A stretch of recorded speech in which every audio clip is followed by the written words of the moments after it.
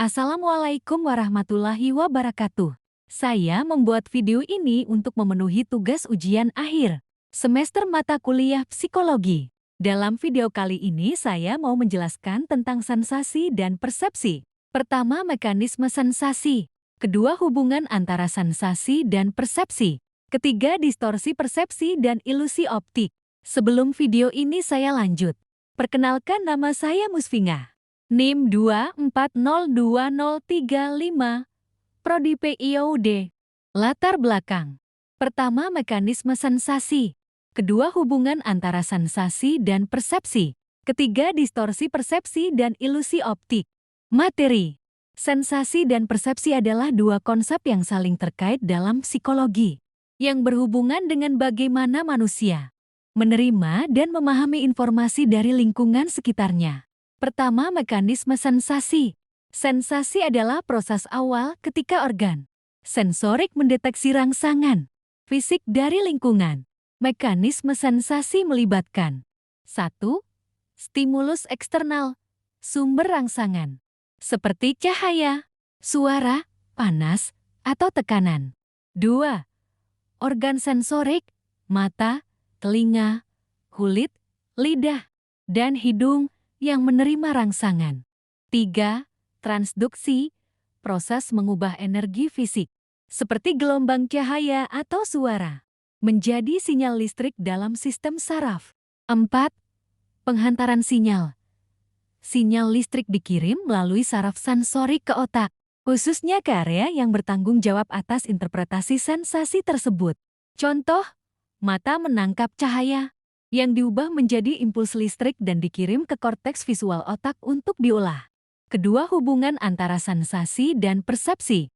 Pertama, sensasi merupakan tahap awal penerimaan informasi mentah dari lingkungan melalui indera. Ini adalah proses fisiologis yang bersifat pasif. Kedua, persepsi merupakan interpretasi atau makna yang diberikan oleh otak terhadap informasi sensasi tersebut. Persepsi melibatkan proses psikologis dan pengalaman individu, sehingga bersifat aktif dan subjektif. Ketiga, hubungan. Sensasi menyediakan data mentah untuk persepsi. Otak mengolah data tersebut, seringkali dipengaruhi oleh faktor seperti pengalaman, emosi, dan harapan, sehingga menghasilkan persepsi yang berbeda pada setiap individu. Contoh, dua orang yang melihat objek yang sama mungkin memiliki persepsi berbeda, tergantung pada pengalaman mereka sebelumnya. Ketiga, distorsi persepsi dan ilusi optik.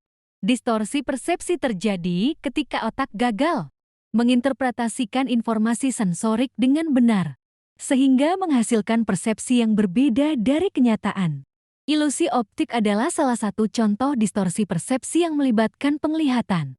Ini terjadi ketika otak salah menafsirkan informasi visual yang diterima. Faktor-faktor yang memengaruhi ilusi optik. Pertama, pola dan kontras cahaya. Kedua, perspektif atau sudut pandang. Ketiga, kecenderungan otak untuk mengisi celah informasi berdasarkan pengalaman.